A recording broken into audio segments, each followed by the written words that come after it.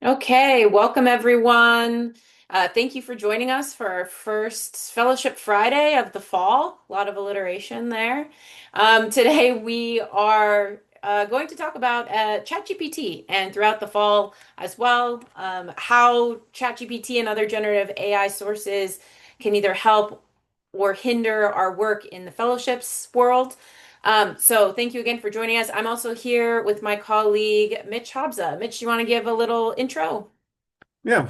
Hi, everyone. I'm Dr. Mitch Hamza, and I'm Senior Program Manager for Distinguished Graduate Fellowships. It's good to see you all here today. Yes, and for those of you who I haven't met before, nice to see you. And for those of you I've met before, nice to see you again. I'm Catherine Salgado. Call me Katie. I'm one of the program managers within ONSA, working primarily with Fulbright and a couple of the other awards. So, what's on the menu today? We'll be talking a lot about the ethical considerations for using Gen AI. We'll be talking about some of the scholarships that allow it, kind of what's the current status on using AI in the fellowships world.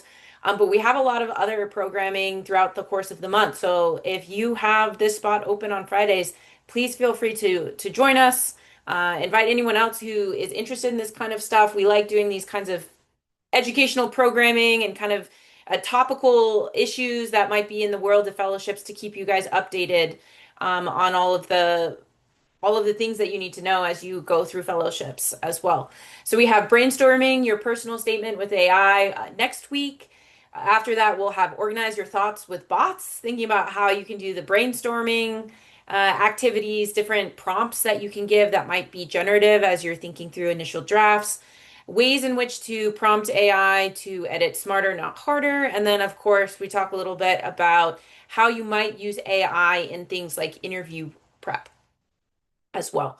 But today we're kind of starting at the basis and kind of doing an overview of what AI looks like in the field of fellowships and how students are using it, etc.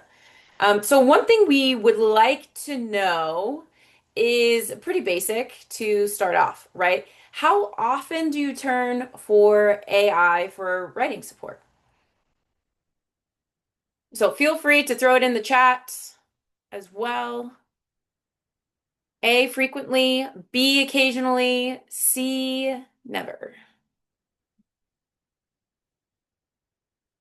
Okay, occasionally. It is expensive, I will say. If you're not using like an ASU, if ASU is not footing the bill for using things like AI and ChatGPT, I remember, Mitch, you just sent us the message, right? That ChatGPT is now. Can you clarify what that message you sent us about ChatGPT being available to ASU students? Yeah, so I think it was just maybe announced this week, or I just got the email about it this week, so I'm not sure when the announcement was. But ASU is now paying for students and staff and faculty to have access to a specific version of ChatGPT. So if you don't know about that, you should look into it if it is something you're interested in using as a tool in the way that we'll describe it to you today. Yeah. Yeah, and it's true. And otherwise, you're out like I think it's $20, $30 a month to have the paid version of ChatGPT of just, if you're just someone off the street looking to use ChatGPT. Okay, so last one. Using generative AI in scholarship applications. Ethical? A, ethical, B, unethical, C, it depends, D, totally unsure. So we have a resounding B for occasionally using AI as needed. I'm seeing a lot of C, it depends. Totally unsure. Anyone totally unsure?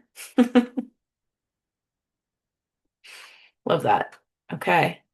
A resounding C. Okay. So this is good to know. This is also for our use as well to understand how you guys are thinking about AI in these spaces, or maybe you've never even thought, oh, AI and scholarship applications. Not entirely sure. Okay, so we're going to be talking about a few ethical frameworks for technology use. We'll be talking about high stakes writing situations a little bit. We'll have some fun with some situational ex situations that we can discuss a little bit and think about what might be acceptable, questionable, or an unacceptable use of AI given our own practices and values and how we want to be using this technology. And then we'll have some time also to just think about some personal principles developing. Hey, so what's my stance on this and how do I want to be using this? Because sometimes we just use things and kind of ad hoc. We're just playing around with new technology. But it's good to have an idea and just write down, how you're going to use this kind of technology so that you can do so ethically and you don't find yourself in any gray areas or sticky spots as you're applying to things like high stakes fellowships. Right. So Mitch, do you want to take us off with the AI ethics continuum? Sorry, I need to unmute. Just give me a second here. Okay. So with the AI ethics continuum, we're thinking about these things as not being bad or good, but that there actually is like spaces in this continuum for us to really kind of dig in and think about how are we using this and to what end are we using this? And for those specific instances, whether or not these are ethical. So AI use isn't always going to neatly fall into one of these three categories, such as being moral, questionable, or immoral. Sometimes it'll be clearly moral. So it's, there isn't really a question about how we're using it. And sometimes it's going to be clearly immoral, like, yeah, you absolutely shouldn't use it in that particular way. But sometimes it's going to really land in the gray middle, right? So when we think about the moral uses of it, it's really about, and we're going to talk about this in more detail later, about how it supports your own self-authorship and reflection, right? That you are still learning something alongside using this as a tool. And where it gets really immoral is when it's like we're just asking it to write for ourselves, we're outsourcing authorship, we're not really taking responsibility for the writing task that we have been assigned, and instead we're just leaving it to a computer to figure out for us. So that's kind of the two extremes that we're viewing here between moral and immoral. But as we said before, many of the ways that we're going to talk about using AI kind of fall into that gray middle. What's questionable? So, is this going to be something that you're not losing your voice? Will you lose your voice? And those are determinations that you're going to have to make yourself as a user. Uh, Next slide, please. And so we view fellowships writing as ethical self-authorship. And let me explain what we mean by that a little bit. So one of the sayings that we have in our office is the process is the benefit. And what we mean by that is many of the awards that we're talking about today are going to be so highly, or some of the awards we're going to talk about today are so highly competitive, they're very hard to get. And so when we're writing these applications, even when they're really hard to get, the benefit is applying to them, right? You learn a lot about yourself in these application processes. You are able to better articulate your own goals, experiences, and values through reflection. And so through that self-authorship, you grow. And when we step away from that self-authorship, we might actually be limiting ourselves in those kinds of growth opportunities by just letting a computer figure it out for us. And so that's how we're thinking about self-authorship today. Mhm. Yeah, I really like what you said there, Mitch. And I think AI can be very helpful in a lot of different ways when we're using it strategically. But writing is a frustrating thing that we do, and particularly when the subject is ourself, if we're already predisposed to kind of coil away from that deep work that we need to be doing, AI is not necessarily going to help us in that regard. Yeah, absolutely. And as I was preparing for this, Katie, I was thinking about, our field, which is always so exciting to say because usually I'm saying my field of rhetoric and composition, but it's our field because we're on a call together today. I was thinking, in our field, we think about writing being thinking and thinking being writing, right? Like it is an actual representation of a thinking process, and we think while we write. And so if we're not actually engaging with the act of writing, we might actually be limiting the ways in which we're thinking and really critically understanding who we are, what we're doing. But because writing is thinking, as you know, it's really, really hard. It's really, really challenging. One of my favorite pieces of scholarship in our field says that writing's a recent technology. We haven't been doing it for that long. When you think about the whole of human history, writing actually is pretty new. And so we're still always learning how to do it. It's not something that is easily mastered, and it is always a challenge, even for the most experienced writers. So why does writing matter? And the many ways that we grow and advance as writers is because it builds intellectual clarity. We may have a thought, we can sit down and try to write it, maybe what we write doesn't quite match what's in our head. And through the act of revision, we find a better way to explain it. Sometimes we get writing feedback that says, I don't really understand what you're saying. In the process of working with someone to better explain what we're saying, we improve our thinking. So that's a great way to really strengthen our intellectual clarity and our thought process behind anything that we write, anything that we're planning. It also strengthens our rhetorical skills. So, what we mean by rhetoric, that's addressing a particular audience for a particular purpose. Maybe we're trying to persuade them. Maybe we're trying to get them to understand a particular concept. And by practicing how to write to specific audiences, such as if you're writing a research plan, writing for people who are in your field and writing for people outside of your field, two very different audiences, and you'll need different sets of rhetorical skills to be able to do that effectively. And if we just leave that to someone else to do that for us, we're not getting practice with doing that. And that's really crucial. And again, one of the things we gain from, applying to one of these opportunities. It also helps you develop ethical self-awareness of who you are, what your values are, what matters to you. Many of these personal statements are going to ask you a lot of details about why what you're doing matters to you and about the impact you want to make in the world and about the benefit you bring to the table. And if you outsource that, then you're not really getting a better understanding of yourself. And that is really limiting your ability to communicate who you are effectively.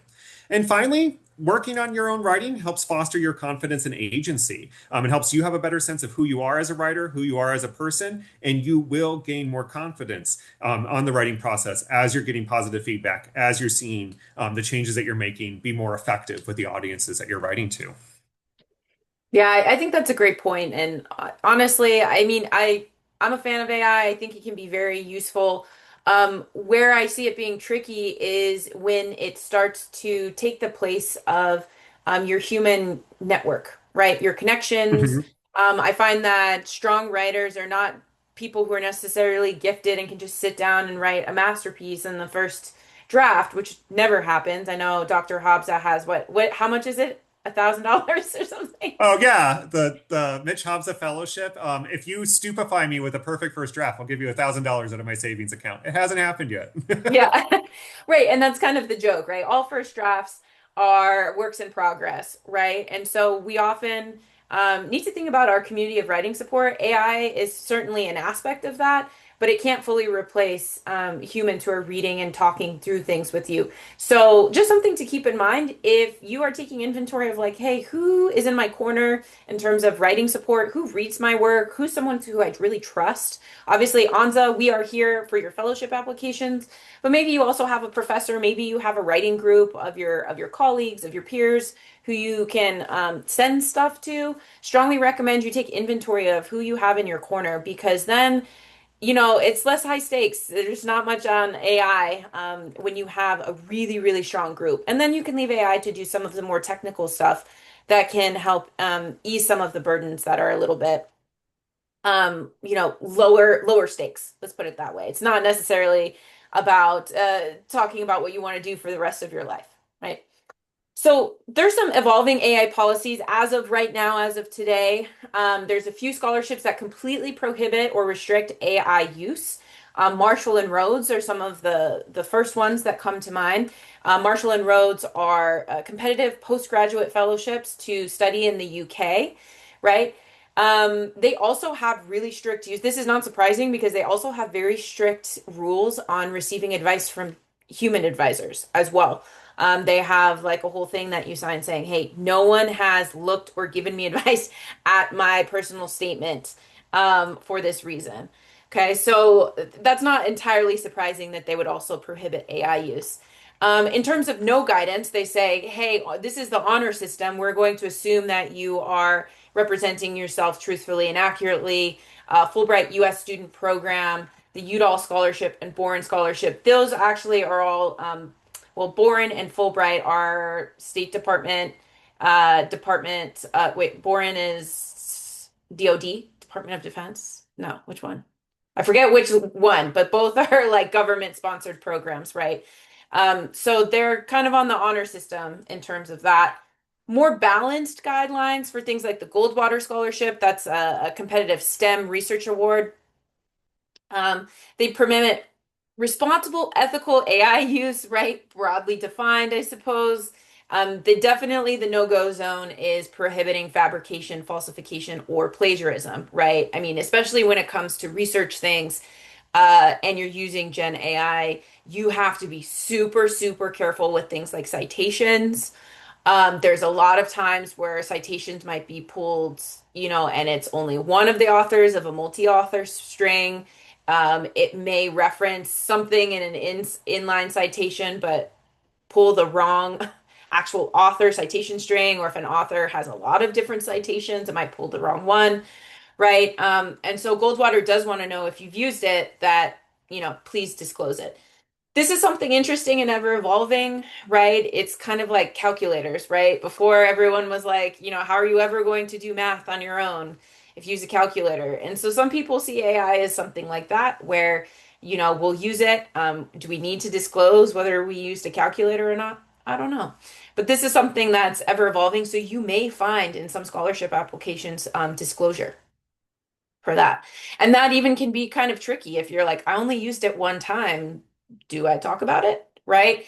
And so that's where it kind of gets into that gray area. A Truman Scholarship is a little bit more specific. Truman is for juniors looking to apply. Well, the Truman Scholarship awards pretty hefty sum for a postgraduate award in the field of public policy typically. And so they say, hey, you can use AI, but we discourage it for use of first drafts. And so they really want authenticity and avoiding over polishing. I know Mitch and I have talked about this as well. Linguistically, there's like this idea called burstiness, right? Of sometimes the language that we use, that we create, the sentences that we create, that make us uniquely us. And that sometimes gets glossed over when we use AI, overuse AI, or we use it in ways to kind of gloss over stylistically. So we can treat AI like peer advice, but so it's helpful, but never a substitute for critical thinking. I really liked the metaphor of AI as either a mirror or a microscope, right? If you're asking it to zoom in, hey, this sentence, what's going on in this sentence? It can identify certain things in your sentence when you ask it to. Same thing with a mirror. Hey, what are the patterns that are being pulled out here, right? What do I see in front of me? When it's a mirror or microscope, that makes it much easier to do that critical thinking with AI kind of as a volley, right? Rather than asking AI to just create. Because I found that, if you just put in a prompt to AI, make it better, make it better, make it better, it tends to just spit out the same stuff over and over again. So, mirrors and microscopes, something to keep in mind as a way to think about AI. Yeah, thanks, Katie. And I like the example that you brought up about burstiness, right? That's kind of sometimes what makes writing human is when it's a little weird. When I was first a graduate assistant in a fellowship's office, when I was learning how to do all of this, I would very tightly edit applicants' responses sometimes. And I remember the director coming to me one time and she's like, you need to leave the weirdness in a little bit. You need to let them be themselves sometimes with their voices. And that's also kind of the same principle here too, is that we're not trying to sound uniform like everyone else. And so if you are over relying on AI maybe creating your voice, leaning more into that, that creation rather than using it to, support the actual writing itself by using it like as a mirror, as a or as a magnifying glass, as Katie points out.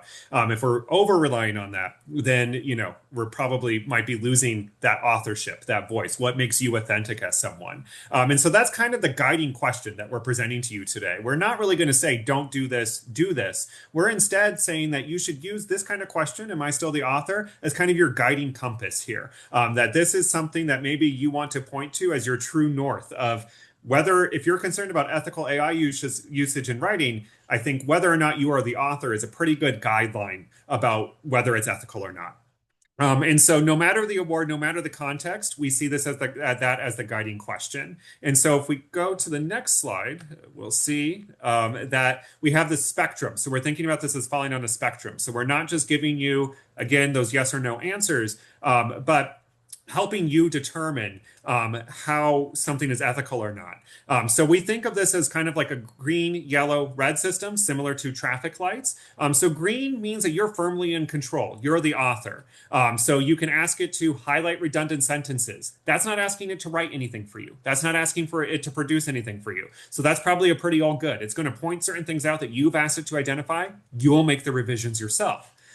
Red, on the other hand, if we're going to go to the extreme, that's kind of the stop sign of, wow, this might be unethical. So when we ask AI to write a better conclusion for me, we are completely surrendering authorship. And so to that end, we don't want to do that because then it's AI who's producing the text, not you. And that means that you are no longer the author of that conclusion. Where we get in kind of the gray area or the yellow, where we need to approach with caution, is when we're not maybe asking it to write something, a large writing project, but we are asking it to compose something, right? So rephrase this paragraph in a smoother way. We're asking it to make a revision of something that we've already written. So it is our writing, but then maybe are we surrendering authorship when we ask it to write something for us? Are we not? That's something that I think is highly contextual. And so you still have to ask, am I the author here? Am I making the final decision about these revisions? Do I like them? Do I not? Or am I just blithely accepting the revisions it's made, sending it off, and not asking about whether the revisions it made are of high quality. So we encourage you all to use that spectrum in the next coming exercises, which Katie's about to explain.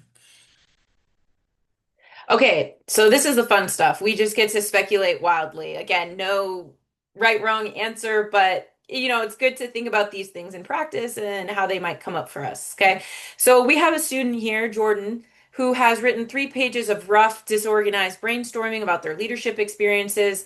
They paste the text into ChatGPT and ask it to produce a clean list of bullet points. So their AI prompt is summarize my brainstorming notes into a bullet point list. In the chat, feel free. Do we think this is, let's just say red, yellow, green? Summarize my brainstorming notes into a bullet list. Olivia says yellow. Peyton says yellowish green. Okay, I love. We're Yeah, sticking let's to get more nuanced with the spectrum. yeah, beyond Roy G. Biv. We're going chartreuse. Okay, yellowish green. We got yellow. I'm curious to hear, Mitch, what would make it yellow here? Because pros and cons. Yeah, I think, again, what makes it yellow is when we're asking it to potentially what makes it yellow. I don't want to make that decision yet, right? But what I think would potentially make it yellow is are we asking it to revise for us? And then what do we do with those revisions, right? So I would be curious for the people who are saying that it's yellow, would they want to explain why they think it's yellow? Because I'm interpreting this, I think, a little bit differently. And I think it's because they have written 3 pages that are disorganized and they kind of want an outline, a list of clear bullet points. So, what does AI say is the outline here? What they do with that outline is they have to write and fill in the blanks there. So, they're still writing there. So, I don't see this quite the same as saying, um, this paragraph is unclear. Can you rewrite the paragraph for it to be more clear? That's rewriting, that's revision. Whereas I see this more as kind of like a distilling activity that the applicant then has to sit down with, interact with, and write more. So I think it's a little bit different. But Peyton, what are your thoughts? Hi. Yeah, I think it depends on what they do with that bullet point list. I think that if they're obviously gonna copy and paste it into the document, that might be a red flag. But like if you're trying to just use that to create like just want to know what your paper is about overall because you can't just read it again and again. I think that helps building off of that summary to just make other more nuanced edits. I think that's definitely what makes it yellow or ish green. Yeah. Yeah, so it's what they do with it, right? And so, yeah, I think that's actually I'm going to retract what I said. It is yellow because it's all about how the applicant uses it. You're right, Peyton. So it could be green if they flesh it out. It could be red if they're just going to submit it as is, depending on how the AI produces it. That's a great point.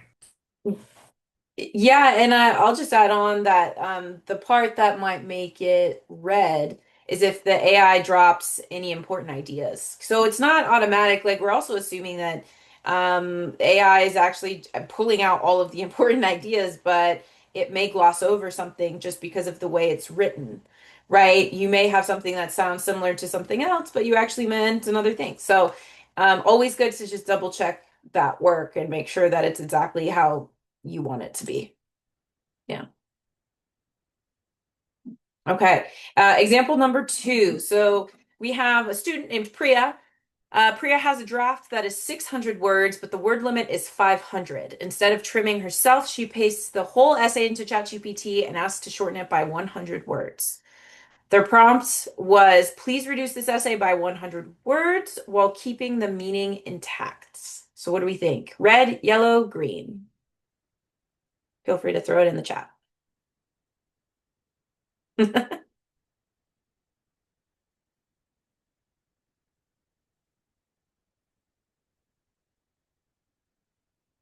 Okay, we're Looks getting like we're some. in the danger zone here.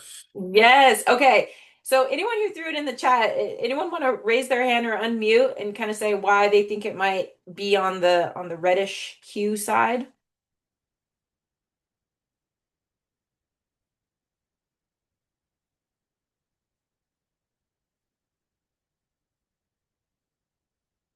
Any bold takers?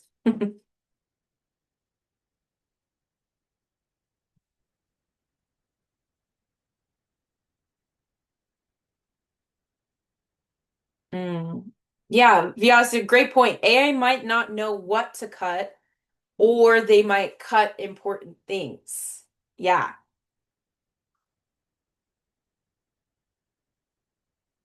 Good. Yeah, meaning. Yeah, so Mitch, what is your kind of interpretation of while keeping the meaning intact? I think that's a great question because we're relying on AI to understand what the meaning of the paragraph is, right? So that actually could be a really red flag in this prompt in the sense that she is asking AI to determine what the meaning is. She has not communicated what she thinks the meaning of the paragraph is. And so that is kind of surrendering agency. So that would imply to me that Priya has not communicated that to the AI system, and instead is allowing it to interpret it. Whereas, had she communicated it, this might be a little bit different as to where it falls on the scale. Um,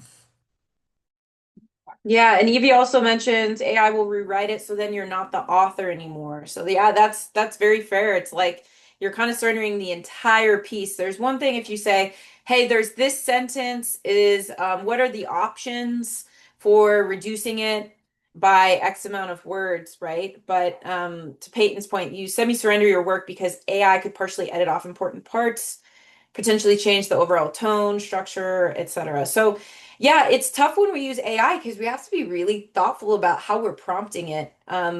So my master's degree was in linguistics, so we did a lot of this kind of like coding, and you could kind of see when you do things like text mining and you do those kinds of codings, you have to be really precise with prompting, right? Because it's basically excellent at mimicking human language, but it's not all that great. It's not designed to create human language, which is why thinking of it as a mirror or microscope is more helpful.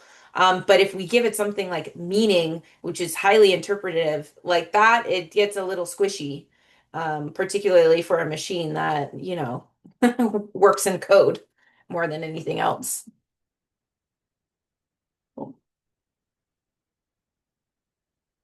Okay. So now we're with Sam. So Sam has a draft of their personal statement. They asked ChatGPT to highlight sentences that feel wordy or confusing, but not to rewrite them. And their prompt was, please point out sentences that feel unclear, wordy, or redundant. What do we think? Green, yellow, or red?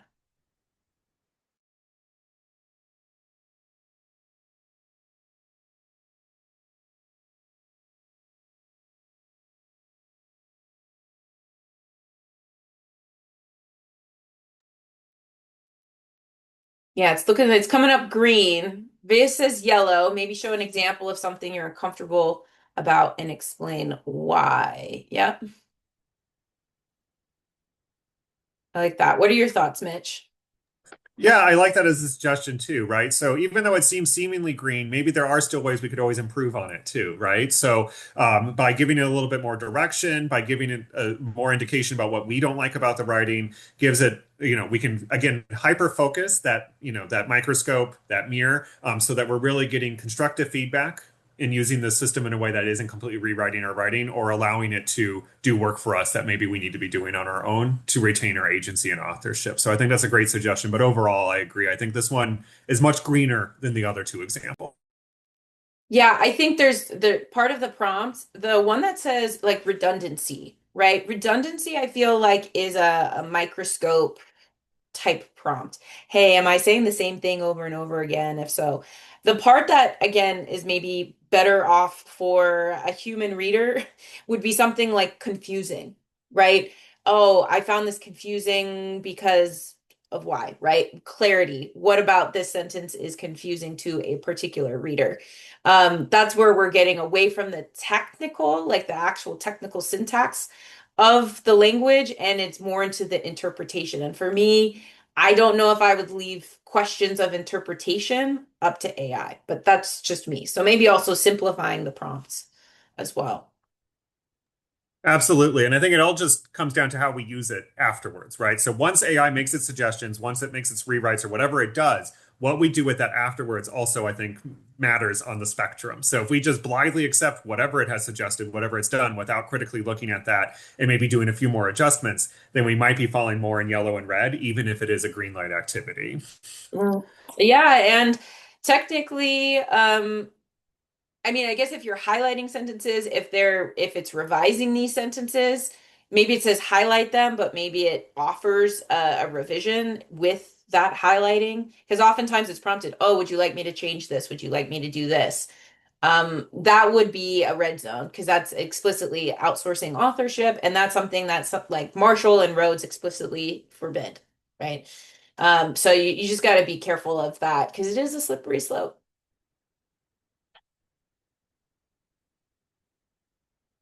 Okay.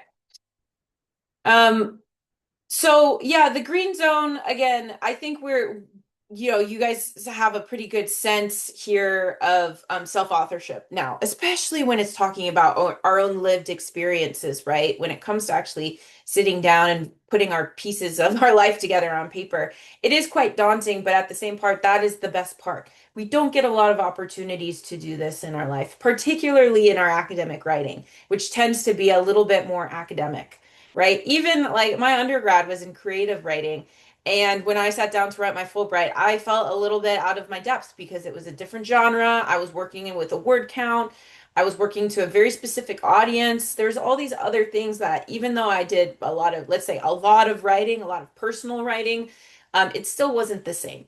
Right. So, making sure that the way that we're prompting AI can work best for us, not the other way around, right? Where we're not, putting all the power into this machine that ultimately runs on mimicking human language and code. So some examples that can keep you in the green zone, which sentences are repetitive, looking for like please point out repetitive words, right? Maybe you're using the same word or you're starting a phrase with the same stem. Maybe you have however or nevertheless 3 times in a row. That's a great place for ChatGPT to flag for you, right? If you're also asking them to pull out patterns or themes so you have a clearer idea of what's coming forward, something like what's the main takeaway from this draft, that can be helpful. Some other things like transitions, right? I've used generative AI to practice my topic sentences to make sure, hey, how to think through, hey, how are topic sentences linking together? What's the structure of my argument here? Again, those are all more structural, logistical, syntactical, all the alls, right? And that can help you use it in a more productive and efficient way. And again, we're kind of narrowing our scope too and how we're using it.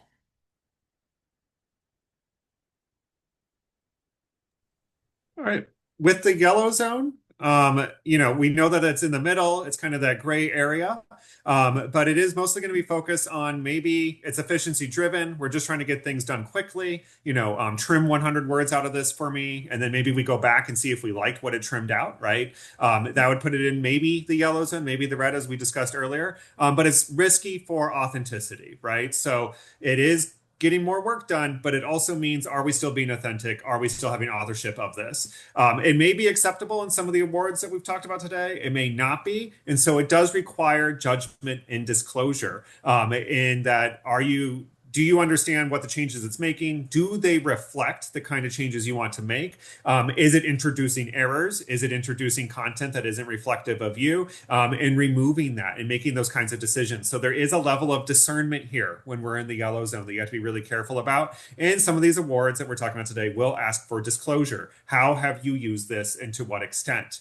So some examples of the yellow zone that you might encounter when we're in that in-between space is asking it to rephrase this sentence two different ways. We give it a sentence, it gives us two more examples, and then maybe we make a decision. Do we just use that as it is written? Do we rewrite it? Do we revise what it has suggested to make it fit a little bit better with our voice?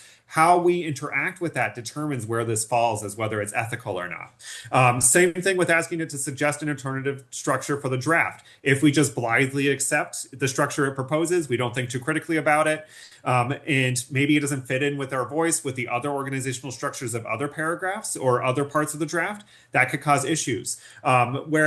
If we get the alternate structure, we take a look at it and go, you know what? I like that it moved this here, but I really don't like that it moved this towards the end. We move that ourselves, then we are taking a little bit more agency with that. And we're treating them as suggestions and not as the one right way to do something. Similarly, with the final example, pointing out phrases like a cut to shorten word count, always go back, double check, make sure, is that what we wanted removed? Is that not? Along with that example that we had earlier. If again, we're just blithely accepting as changes, then we are surrendering our agency. So I would say that's kind of the measure here for yellow. How much agency are we giving up in these decisions? Or are we always going back and making sure that it's what we want? And is it reflecting what we want? And we're just treating it as suggestions in the same way that we might treat it as suggestions from a human being. hmm And I've kind of played around with it. When I first started with Jenna, I hated it. And I think part of it too is for me personally, when I'm going through my writing experience, when I write and create, it's going to be messy. I know it's going to be kind of crazy. It's really hard for me to be writing and editing at the same time. It kind of like bends my brain a little bit. And I feel like to ethically use things like Gen AI, you have to treat it as like an editing session. And you're giving it, you're prompting it, you're reprompting it, you're doing a lot of that. And then sometimes that takes me personally out of the creative content creation of, hey, this is a possibility, right? So just kind of being aware too of your own writing process, what you find helpful or useful. Writers get into like the flow and the zone, and sometimes if we rely too heavily on AI, it might put the brakes on things when we're not ready to put the brakes on it yet. So just keeping in mind that sometimes that's also a good place. Like if you're in the yellow zone and you're not getting what you want out of AI, it may be because you're not ready to be editing yet. You need to just create a ton of stuff and sit with the messy writing a little bit before you get into anything more technical or looking for patterns or anything like that. Right. So yeah, I think everyone knows, hey, if you're outsourcing authorship, don't do it. It's off limits for a couple of scholarships if you're thinking about some of the UK postgraduate awards. Things like, can you write a rough draft of my personal statement? It might seem silly, but this is definitely a thing because people are just curious. Hey, let me give you my resume. Let me give you my LinkedIn profile. And then based off of that, can you write my personal statement? And I know that there's a lot of pressure, I guess, to produce this writing very quickly. Sometimes, you just heard about a scholarship right before the deadline and you're feeling this pressure to produce something that looks really nice on paper and you just want to get it done. But we implore you to still work with, advisors, ONSA, other people in addition to AI if you choose to use AI, because that is always going to lend itself to a better experience overall, right? Same thing with cutting words from this essay because you're not really giving them anything to work with in terms of what's important to you and what's not. Anything, make it better, make it. I love those prompts of like, make it better, make it more extreme, and then AI will give you this crazy image and all sorts of stuff.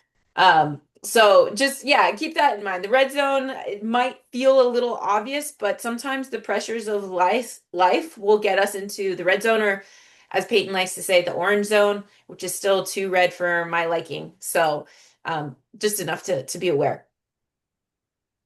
So we want to wrap up today with just a little bit of reflection, maybe so you guys also can walk away with this with a clear idea of your own perspectives, right? So if you want to take a moment here to sketch out your own take on AUs for fellowship writing as you feel comfortable. Throw it in the chat. We'd love to hear, right? Maybe just start with my guiding principle for AI use in fellowships is dot dot dot. So feel free to use that as a sentence stem. And we'll give you like a minute or two to throw it in the chat because we'd love to hear how you're feeling about AI now that we've seen it in action a little bit and how you want to use it moving forward.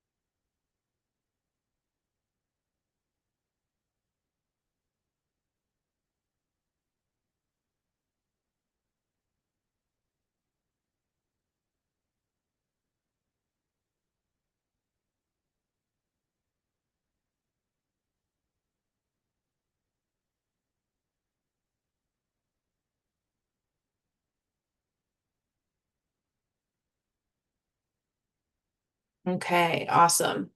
Seeing some great stuff here. Telling everything that's on my mind. I assume that nothing is implied. It helps understand who I am better. Right? Treat AI like a human being or a fellow student. Don't let them do the work for you, even though they're capable. But simply let them peer review things for you and give you suggestions that you can listen to, give, or take. Yeah. Yeah, it's a good mirror. What do you see here? What's going on here? What patterns do you see? And then you can actually do the meaning critical thinking work of like, okay, if this is what's present, then what does it mean? Awesome. So Mitch put in the chat ethical AI prompts that you can save and use. This is something that we frequently use and share with our students who may be interested in using AI as part of their practice. Again, this is an ever evolving landscape. So, as of tomorrow, AI could be totally banned across all fellowships or green lighted across all fellowships. Anything can go. It's kind of the kind of the wild, wild west out here. So, yeah, stay updated. Please join us for the next Fellowship Fridays as well, if you are able to.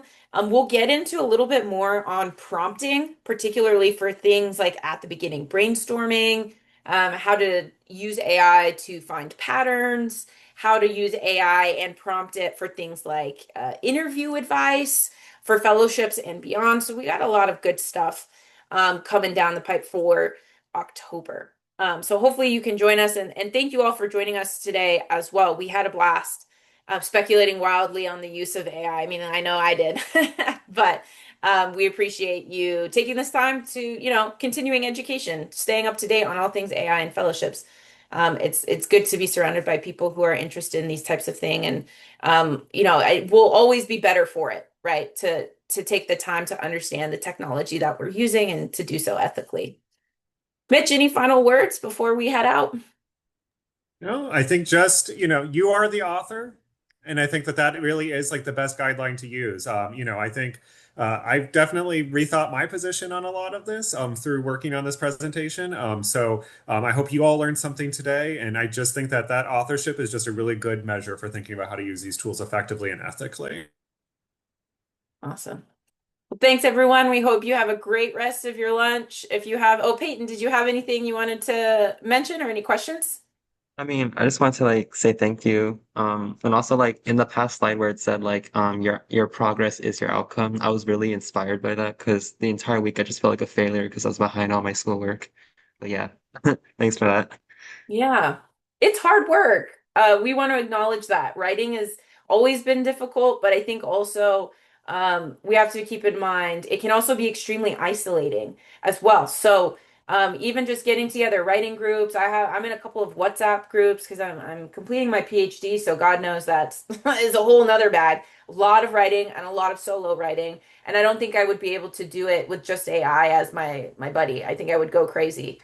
I really rely on my writing circles, folks who I can say, "Can I talk to you about this over coffee?" or "Can I tell you about my ideas?" That's really helpful. So yeah, use AI, but the process is the outcome. It's okay to feel like it's a difficult thing, but that's also what makes it great. So just keep on keeping on, Peyton. Thanks. See ya. Mhm. Bye, everyone. Thanks. Have a great rest of All your right. afternoon. Bye, everyone.